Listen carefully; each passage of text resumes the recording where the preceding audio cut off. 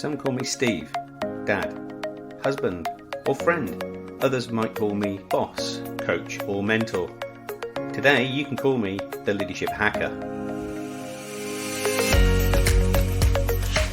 Thanks for listening in. I really appreciate it. My job as the Leadership Hacker is to hack into the minds, experiences, habits, and learning of great leaders, C-suite executives, authors, and development experts so that I can assist you developing your understanding and awareness of leadership. I'm Steve Rush, and I'm your host today. I'm the author of Leadership Cake. I'm a transformation consultant and leadership coach, and can't wait to start sharing all things leadership with you. Today's special guest is Rhamy Alejeal. He's the CEO of People Processes. He's an author, an HR guru. But before we get a chance to speak with Rhamy, it's the Leadership Hacking News.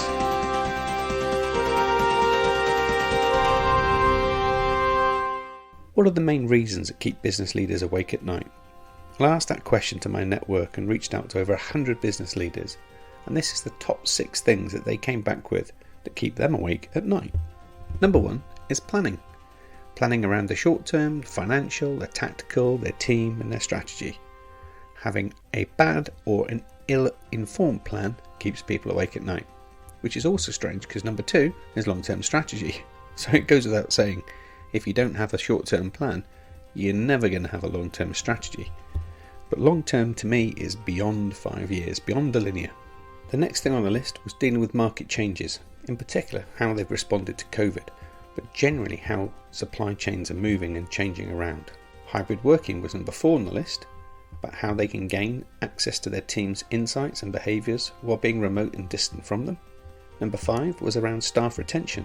We've heard lots of discussion in the past about the Great Resignation, but holding on to real talent has become a real challenge for many business leaders.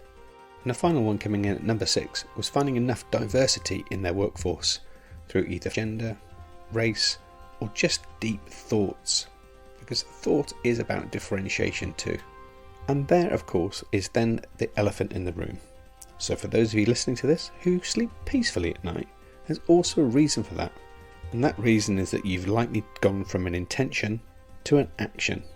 You've made something happen, you've made a decision, you've closed it off before the end of the day, and therefore you can do what your brain's designed to do when you get to bed, and that's repair and recover.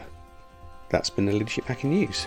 Thanks to a number of you in the community who have raised this as a subject that you wanted us to feature on the show, so please also get in touch if there's something that you want to hear.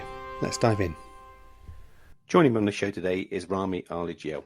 He's the CEO of People Processes, or if you're in North America, of course, it's Processes, and they provide the entire HR department for your business. He's also the author of the book, People Processes, How Your People Can Be Your Organization's Competitive Advantage. Rhamy, welcome to the show. Thank you so much. I'm glad to be here. Me too. Now, you have a really fascinating introduction to the world of business that started much earlier than many of us. In fact, you started out your first gig when you were 13 years old and actually made a bucket load of cash as a young man. I'd love for you to share the story with our listeners and how you got there. Yeah, well, I was a lucky kid. I had an amazing grandmother, and I loved to spend time with her. She was in insurance sales. She sold what are called Medicare supplements. So for you people internationally, when you turn 65 in the US, you get to go on the government health insurance plan. There's a nationalized healthcare plan for people over age 65 called Medicare. And my grandmother would call them, right around their birthdays, and she got a big long list of them. And I wanted to spend more time with my grandmother, but she would never let me spend the night on weeknights. In retrospect, probably because she sure didn't want to spend, needed a couple nights off, but she told me it was because, hey, those are my cold calling nights. I can't have you come. So at 13, I told my grandmother, look, I can cold call. I can figure this out. Let me cold call for you, and so I can spend the night. And she somewhat, I think, to humor me, gave me a copy of her, 24 cassettes of call training and the big Medicare supplement guide and scripts, and told me to read that and listen to it all, and she'd be happy to have me cold call. Well, I don't know that she really thought I'd do it, but I did, and I loved it. And I came in and said, "Hey, Gran, I'm ready. Let me cold call for you." And she, this was back in the '90s, and she said, "Well, let's give it a shot." She sat me down at her desk, handed me the big, line printed green and white paper. That came in a big long ream. You had to tear the edges off, I remember them well. Of everybody turning 65 in a zip code, and said, "Get to calling." And it was, first call didn't go great, but on the second call, I said, "Hi, this is Rhamy. I know you're turning 65 soon, and my grandmother, she helps people who are turning 65 figure out Medicare, and she'd love to meet with you." And it turns out 13-year-olds calling people turning 65 and saying, "My grandmother wants to meet with you," was just the perfect phone script for a cold approach. And it worked very well. I wound up setting a lot of appointments for my grandmother, and then I wound up growing that into a little bit of a dance with a couple of other agents and setting appointments for them. And by the time I was 14, I was making $50,000, $60,000 a year setting appointments for Medicare supplement agents in my hometown. So that was my introduction to the world of business. It lasted for a few years before we figured out that, hey, there are some compliance problems with this, but it all went great and really gave me a good basis for understanding that world of rough cold calling, and learned a lot about insurance and dealing with clients and having systems to make sure you're consistently performing. And it was a great start. And your journey into entrepreneurialism started that way. And I think from the last time we kicked this around, didn't you end up in insurance at some point? I did, yeah. So I worked with my grandmother till I was 16. After that, I launched a lawn mowing company for a few years that also, turns out mowing lawns over the summer with 3 other guys and some trucks make some decent money. At 19, I bought my first investment property. My wife and I bought a foreclosure in 2007, the height of the market. Moved in. It had no floors, no walls. We learned how to renovate ourselves. And after graduating, I actually launched Poplar Insurance Agency. I got my bachelor's degree in finance and economics with minors in math and physics, so I could sell insurance like you do. And totally made a lot of sense to me. And over the years, that company, Poplar Insurance Agency, 13 years later, has morphed into people processes and really helped me find my niche and the people I love to work with. And you've done that through a series of acquisitions, and you've now got a really successful business, which is predominantly around helping organizations with their HR and their people processes, right? That's right. It started in the insurance space of dealing with employee benefits, right? So making sure you had attractive, reasonable benefits to make sure you can attract and retain good talent in your industry. And very quickly that morphed into also managing the payroll side of the business, because that was a big part of benefits at the time, trying to figure out how to keep all that stuff straight, get the bills paid, which led to compliance problems and understanding. This was during, in the US, Obamacare, the Affordable Care Act came out in 2013, and that really changed a lot of how benefits as a regulatory environment needed to behave. And each time the market became more complex, we either acquired a company or launched our own internal so that we could provide those services broader and broader. And by 2015 or so, we were simply functioning as an entire HR department, not just benefits, not just payroll, not just compliance, but also looking at things like recruiting and retention and performance management, retirement plans, the whole piece of it. And of course, when people hear HR, it's human and resources, and they're actually quite different things, aren't they? Yes. Yeah. Sometimes you have a lot of humans and no resources, and sometimes you have no. That's right. You have a few humans, but plenty of money to go around. It's an interesting world. And however big, however small you are, you need focus and attention on those humanistic things and the resources and processes that come with it. What's the reason when organizations scale, they might see HR as being a side gig rather than an integral part of their business? Well, especially, your smaller businesses, when they start out, A the journey I like to break into three stages. Imagine you are I don't know, a guy selling insurance, just to use a random example. You start off, you have a product, how you wound up in the industry may be relevant, may not be. Your product is likely very similar to that of your competitors. Your pricing is likely very similar. There's a stage in the early part where you have to focus on your product to make it unique or valuable, find your unique proposition. Another way I like to put it is you just have to start by not sucking at your job, right? You have to learn how to be a provider that doesn't suck. You've got to fulfill your promises. Those promises have to be unique or good in the market.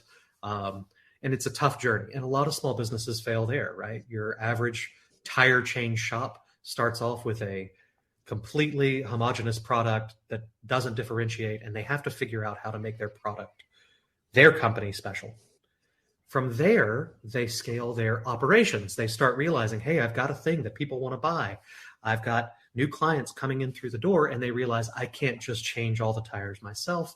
I need other people. And they focus on what I call operations processes.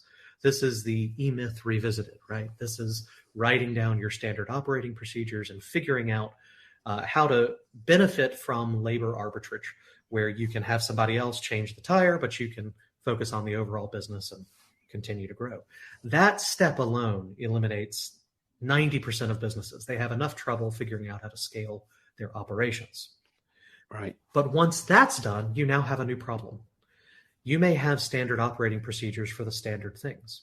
In my business, for example, we realized, hey, we've got, when we were in one state, in really one city with 25 clients, we developed processes. We grew our staff to around 10, 15 people, and everything was going fine. But then we started to really grow. We entered 50 states. We had clients who were headquartered in LA and in New York City and in Memphis and in Kansas City. And the thing that started happening is that new items came up, not just every once in a while, but every day. Things that couldn't be written down as a standard operating procedure. And what happened was that even though all I was getting, all my wife and I worked together, we started the company together, all we really had to deal with was the new stuff. The new stuff happened 3 times a day, and we were dying. That's where people processes comes in. People processes, so first, product doesn't suck, then your operations are standardized, then you need processes to develop people who will make the same decision you would make, but without you, right? Yeah. And that requires a lot. That requires they have guidance on behavior. They need to know how you think. And in a small business with 4 people, maybe the answer is they start off changing tires and then they drink a beer with you every afternoon and you hang out and they get to know your family. And eventually they just think like you would. Right. That can work. It may take a year and a half, but eventually you got somebody you can trust to make decisions. You've got a leader you can trust. But that's not scalable. People processes is this operating system basically that allows us to take a enthusiastic new hire to someone you can trust to make decisions when you're not there. So here's a chicken and egg kind of question for you. What comes first? Is it the people or the processes? It's a tough question. I think when I first thought about that question, my answer was actually people come first, in that if you have a process for requesting time off, but your top guy, breaks his leg and needs to go to the hospital and he doesn't fill out the form first, well, then obviously people come first. The process is secondary. And that is true. You have to be a human, right? You got to treat your people with respect and realize that processes can create a bureaucracy that can harm your relationship. So you don't want that. On the other hand, I believe the development of those relationships so that you can trust people to not abuse systems, so that you have the ability to say, hey, I know that Steve would never just not do a thing because he doesn't want to do it. It's because there's a good reason and I can trust him. The development of that trust has to be a process. And it's interesting, isn't it, when you start to think about how that they're not mutually exclusive at all. that they're entirely intertwined, aren't they? Absolutely. The people, especially you were talking about how do people start valuing this HR side of the business. When they start off, they think they're all external. They think all about how do I get new clients? How do I make my product better? How do I make it so that the promises I've made actually get delivered upon? They're thinking externally, and they use that. They're constantly looking at that framework. The internal process is what allows you to scale up your business. And those internal processes are around people. They're the only thing that does anything in your business, people.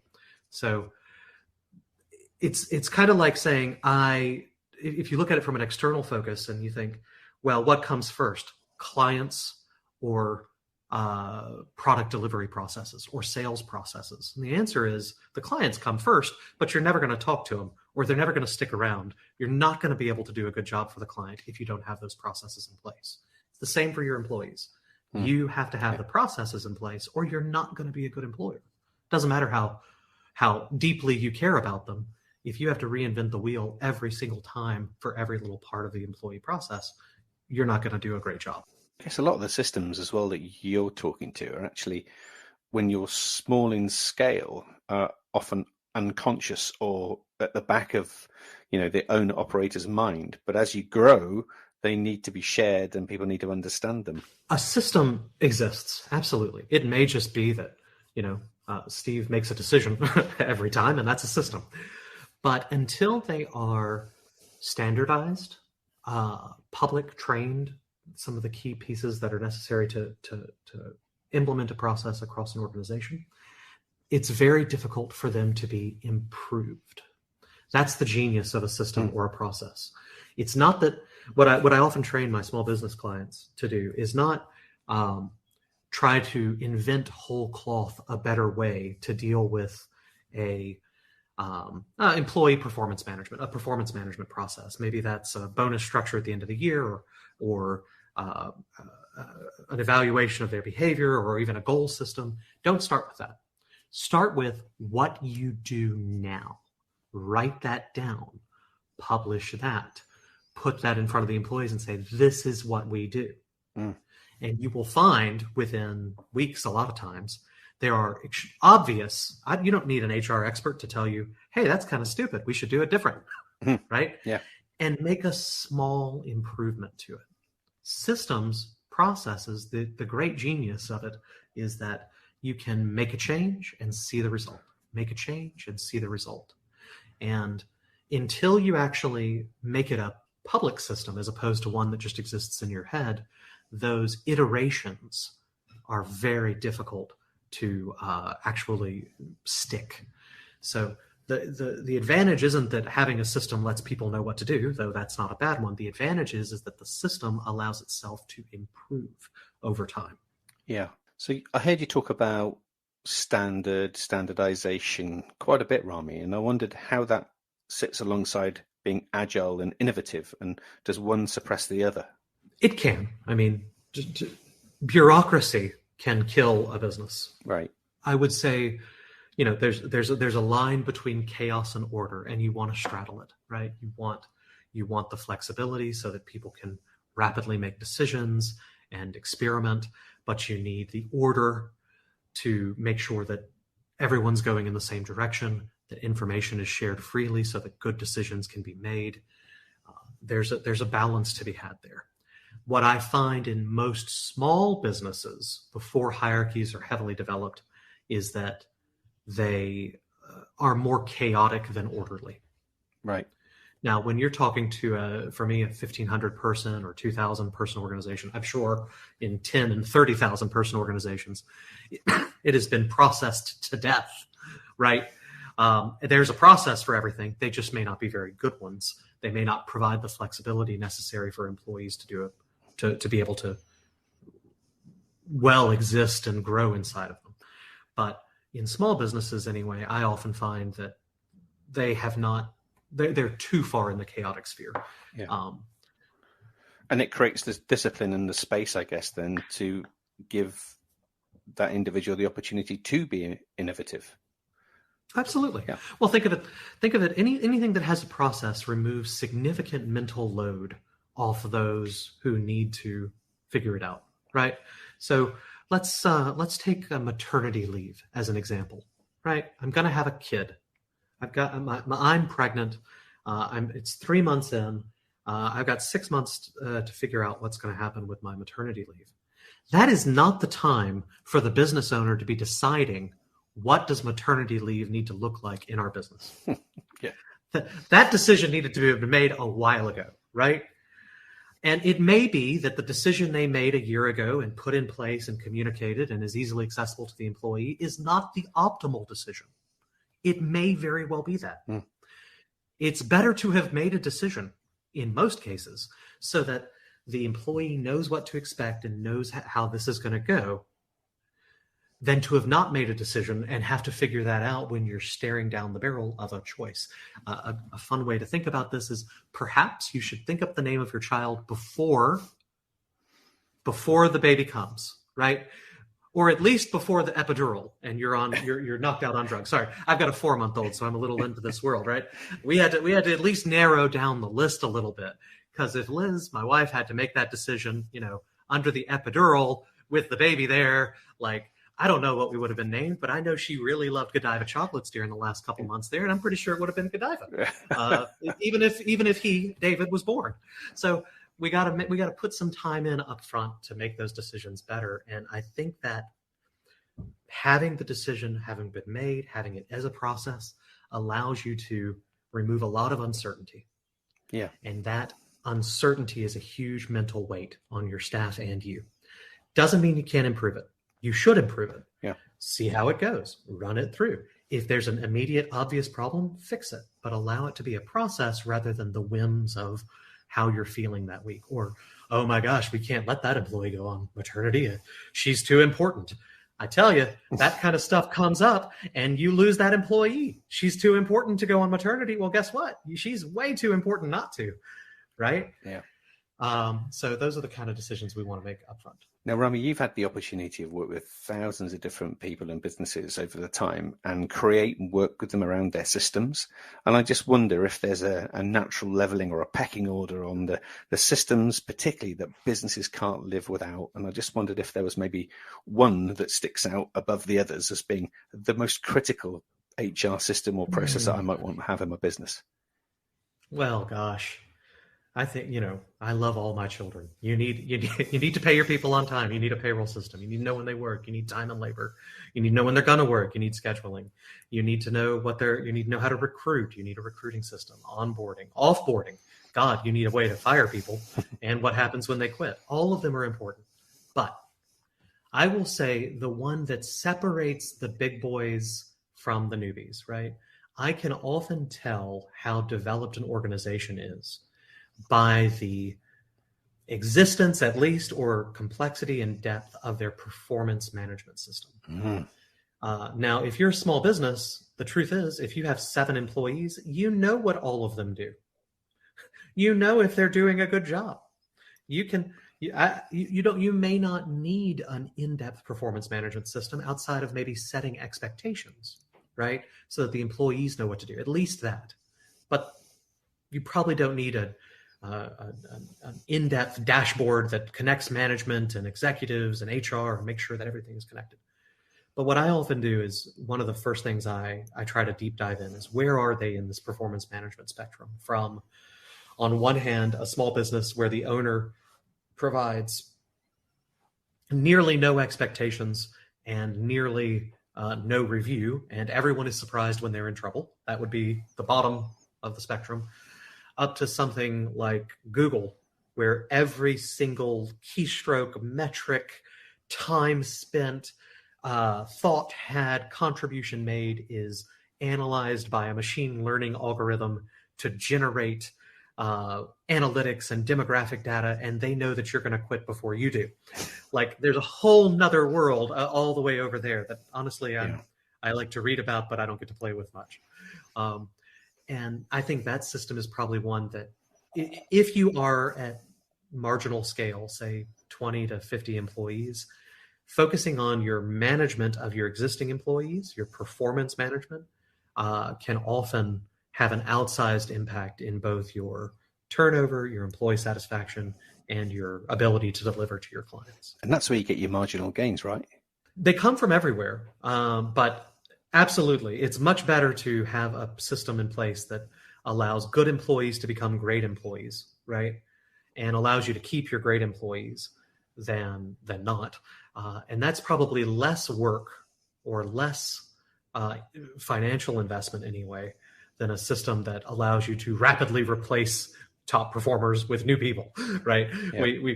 That's an important system too. Your top performers will leave eventually, and you need a way to do it. But for many businesses, they could cut their turnover significantly just by really focusing in on that performance management piece. And I wonder as well, the whole notion of performance management can sit differently with different folk as well, can't they? So some will thrive in the opportunity of having clarity and guidance and a process that follows that, where others might feel a little bit uncomfortable and uneasy as they start to evolve that as well. What's your experience about some of the psychology that sits alongside performance management? Well, that's a very good question. Creatives, which, by the way, entrepreneurs and artists have the same brain. It's the same high risk, high reward drive a lot of times. So you will find that systems that constrain behavior are very important in a hierarchy. It's very important in a system, a business, to give people places to go and know what to do. But you will often find that creatives and those who are more entrepreneurial, like a salesperson, may find those constraints significantly more constraining, right? They may chafe under that pressure or the limited pieces there. For them, you want to design performance management systems that are primarily around them setting their expectations, right? And then a method of making sure that their expectations or goals align with the company's expectations and goals. It's a lot more a system of alignment than it is, say, giving them a track to run on. Whereas in an accounting organization, you can be significantly more focused on very specific measurable pieces. There's actually a great story of a company that did customs management. So every time a shipment would come in, they'd have to fill out all this customs paperwork. And they moved to measuring their primary KPI for their direct frontline agent was not number of cargoes filled out, because some cargoes required hundreds of pieces of paper, some required 2. And counting the pieces of paper, which were government forms that had to be filled out by hand or in a typewriter. These weren't even digital forms because it was a customs international thing. They did it by the ounces, by the weight, by the weight of paper they moved. Mm-hmm. Literally, how they had their intake and outtake replaced with scales. Yeah. And that was their primary metric every day. And said, hey, we're improving or deeper or not. That sort of micro level of performance management may suit some, but likely would not do well with a group of aggressive salespeople, right? Yeah, absolutely right. Yeah, I can see that. So you managed to gather all of this experience and you threw it into the book, People Processes. Tell us a little bit about how the book came about and what was the inspiration behind it. Well, People Processes, the book came about because of a podcast that I did called Don't HR Alone. I did a daily podcast for about 1.5 years, closer to 2 years, really, a couple hundred episodes that were really focused. They were daily 15-minute, hey, we're going to dive in on this issue, or there's a new compliance update, or gosh, Minnesota's changing their minimum wage, and what does this mean for you? Whatever I could find, honestly, to fill a daily podcast. But it did pretty dang well, and that actually led to the book deal. The book, truthfully, I wrote almost 400 pages, single-spaced in Word, over the course of 6 months. I'm effectively made an HR textbook. My editors took that and laughed at me and said, what are you trying to make, Rhamy? Because this thing ain't no one going to read. This, right? Are you trying to make a college textbook that people will assign, or are you trying to make a book that your clients or your target clients would like to read? And that really changed everything. So the book became, People Processes is a broad guide that lays out the key sections of the employee life cycle, from onboarding to offboarding, right, through termination, and even alumni management. It lays out what the key processes are, what a good process looks like, what a bad process looks like. And then the last quarter of the book is actually almost a workbook. It's exercises for you to actually lay all this out in your own organization. The first quarter is justification for small business owners and boards on why they should invest in the time and energy necessary on these. And the idea was, and again, I give credit to my publisher on this, was that this book would be an excellent book for a small business owner to read to get their head around, or for an HR professional to read quickly. It's nothing earth-shattering in there. There's some good fun insights and some great stories, but to read and then pass on to the executive or the boards that they have to work under, because it will show them both why it's important and how it can be accomplished in a reasonable manner. Yeah. And that's where the book sits. If you're an HR professional who's SHRM certified and done this for 10 years, you're going to find the book to be fun and entertaining and cover all the basics. Yeah. But if you're a small business owner who's looking at maybe turning inward for a little while, you've got the business growing, but you're realizing that the pieces inside your company aren't up to the task of delivering on the promises and clients that you've been able to make and gather. This is the book for you, because it will give you the steps you need to get this well moving inside your organization. Awesome. And if you think about the journey that we've all been on over the last couple of years through the pandemic, as we hopefully start to move beyond the pandemic, how have you seen people change their approach to processes and their people? Well, HR has been a hot topic over the last few years, of course. In the US especially, we had lots of diversity, equity, and inclusivity issues. And then the pandemic changed everything. And suddenly CEOs started realizing that their processes for keeping up with their people were heavily reliant on management by walking around, right?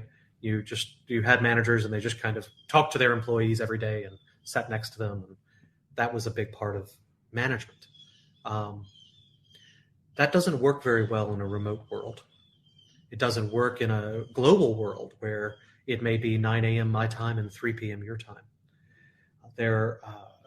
So I would say that it's not that many companies were able to adapt very quickly to the pandemic and remote work and hybrid offices and the globalization of the marketplace very well, because they were already there. They already had the processes in place to manage remotely and not just rely on the gut of the manager, right? But the ones that didn't were hit very hard. And they, I think, over the last 2 years, 3 years, have learned that they have to have processes in place to be able to scale that people side of their operations. Yeah.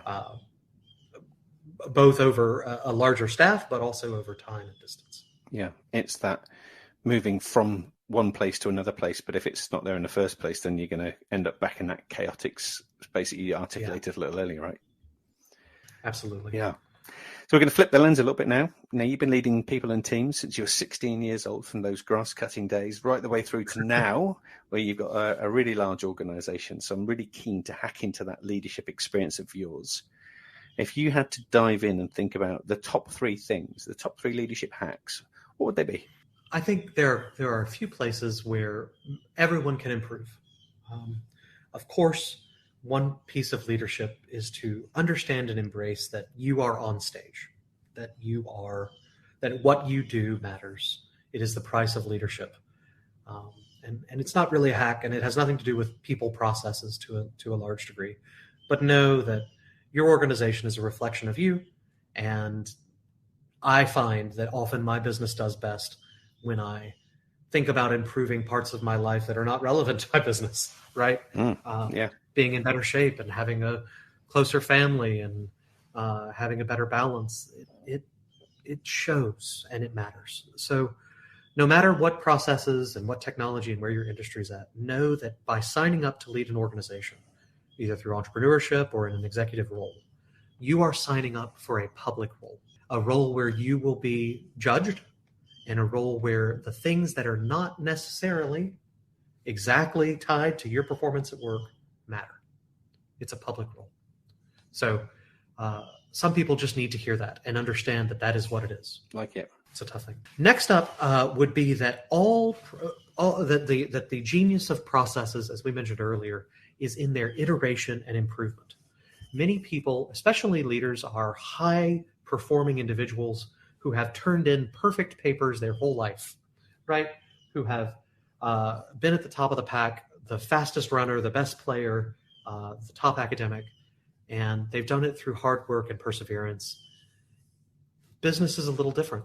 Business never has an end season. Well, most of it anyway, unless you're running a football team. Yeah. But most, it's going to go on forever.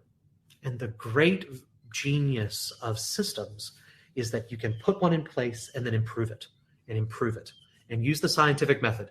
Change one thing, see what the effect is. Change one thing, see what the effect is.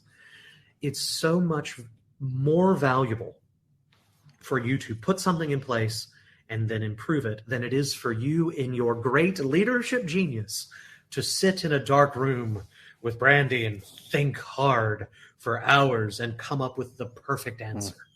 Because you won't. There's no chance of it. It's just too complicated. So I try to pull back my clients from feeling like their unique genius has to be expressed through any system inside their organization. Allow it to exist, and then make sure that a part of the system is to improve itself. And it will, over time, become significantly better than anything you alone could have dreamed up. Great. The final piece of leadership hack that I would say is just a random kind of piece of information is to always think at the front lines.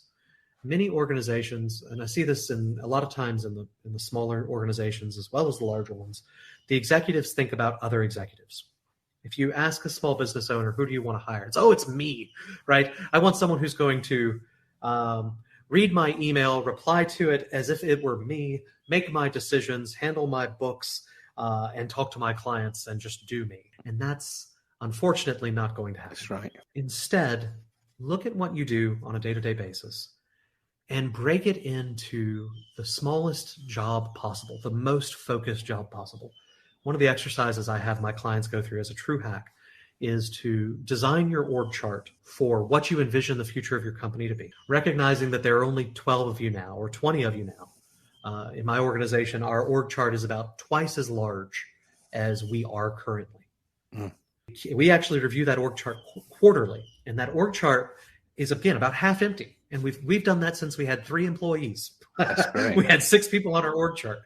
And that gives you a direction to go. And recognize that you as the executive in a small business are probably doing 7 jobs.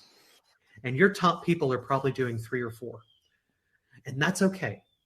But think about them as unique individual jobs that have different requirements, descriptions, metrics, goals, competencies, skills. Recognize that in a small business, you may be doing multiple jobs, but think about them as individual ones. And that will give you a path to growth significantly faster. It will help you understand where your next hires are going to be and what needs to be done. And then fill in from the bottom to the top. The number of 7-person small businesses I've spoken with that have a CEO, a chief marketing officer, a director of finance, a COO, a receptionist, and a bookkeeper, right? And I'm like, wait, hang on, buddy. You got to always start, and especially if you're new to hiring and scaling a business, start with the smallest job.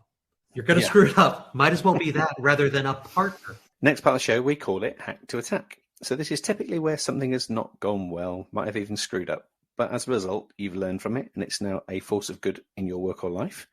What would be your hack to attack, Rhamy? I've screwed up so much. It's hard to pick one. Over the years, when I started my company at 22, I had $105,000 in the bank. I rented a quarter floor in a high rise because I needed a beautiful place for my clients to meet me. I was spending $5,000 a month on marketing and advertising and that I didn't know would be successful. 6 months in, I had $4,000 in the bank and a payroll due of 5 and a rent due of 5 in like 3 weeks. And it's only gone down from there. No, we did well. We survived that, but multiple times throughout my business, I have come to these points of near utter failure. I have sobbed in my office when I first launched payroll 8 or 9 years ago. For example, my sister, who'd worked with me for years, young college student, she really took it over. She took over payroll. She helped me find the company that we purchased. She helped me with every client. She was the head of payroll. And after graduating and then getting her master's degree, well, I couldn't afford to pay her as much as a big accounting firm. And it was right for her to move on. But man, I sat in my office and cried. Why are you leaving? I thought we were going to grow this together. And it was incredibly painful. Yeah. Some of the lessons I've learned, every single one of those issues has forced me to find a better way. And they have been the points of the greatest growth in my organization. Yeah. Every single time without fail.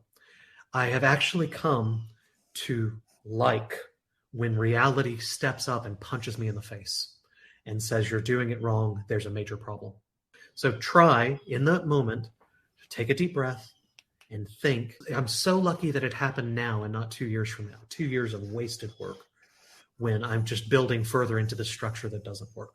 So look out for those moments and consider them an opportunity. Super advice. Thank you, Rhamy.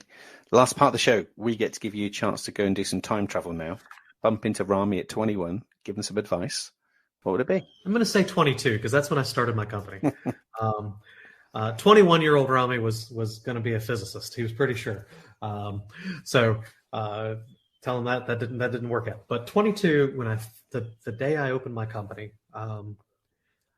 some of the advice I would give me, some of it I wouldn't need, but reading, learning every day is a huge value. I don't know that I need to tell myself that I've read and listened every day. So it made a big difference. I think for most, it shocks me the number of successful businesses who don't just look at a library and salivate and go, oh my God, there's just so much success in there. Why aren't I got to go look at it. I got to go read it. So that's my number one piece of advice for a younger person. For me personally, it would be that this is going to be harder than you ever expected. And the spreadsheet you made, everyone makes a spreadsheet a couple months before they start their business and they project out and say, hey, 5 years, I'm going to be making money. And in 10 years, woo. I would tell myself that my spreadsheet is way optimistic for the first 5 to 7 years of my business. Yeah. That I was underestimating how incredibly difficult and hard this will be. But I would also say that my spreadsheet at 10 years has way underestimated how good it can be. That's nice. And that leads me to ask of you, Rhamy, how we can get our listeners to connect with you, find out a little bit more about the work that you and the firm do, but maybe you also get a copy of the book. Oh, yeah. Well, peopleprocesses.com is our website. You can search People Processes on Amazon to find the book. It's also linked from our website. At peopleprocesses.com, we have some great free resources for subscribers, including things like overall templates to use, great onboarding checklists, ways of setting up a performance management system. Up at the top, there's an academy where you can sign up for courses that'll help you develop this in your own organization. And of course, right on the website, there's a contact us where you can reach out and schedule time with my staff or even me to figure out if we can work together. We work in the United States, but our academy is internationally focused and can help you with anywhere across the world. Excellent. And we'll make sure that that's in our show notes so that as people finish listening, they can dive straight in. Wonderful. Rhamy, I've really enjoyed chatting to you, and it's no surprise that you've made an enormous success in helping others build their business in the way that you've built yours. So I just want to say thank you for taking the time out of your busy schedule to be on our show, and thanks for being part of our Leadership Hacker community. Thank you, Steve. I really appreciate it. Thank you, Rhamy. I want to sign off by saying a thank you to you for joining us on the show too. We recognise without you there is no show, so please continue to share, subscribe and like, and continue to get in touch with us with the great news stories that we share every week. And so that we can continue to bring you great stories, please make sure you give us a 5-star review where you can and share this podcast with your friends, your teams, and your communities. If you want to find us on social media, you can find us on Facebook and Twitter @Leadership Hacker, Leadership Hacker on YouTube, and on Instagram _leadership_hacker. And if that wasn't enough, you can also find us on our website leadership-hacker.com. Tune in to next episode to find out what great hacks and stories are coming your way. That's me signing off. I'm Steve Rush, and I've been your Leadership Hacker.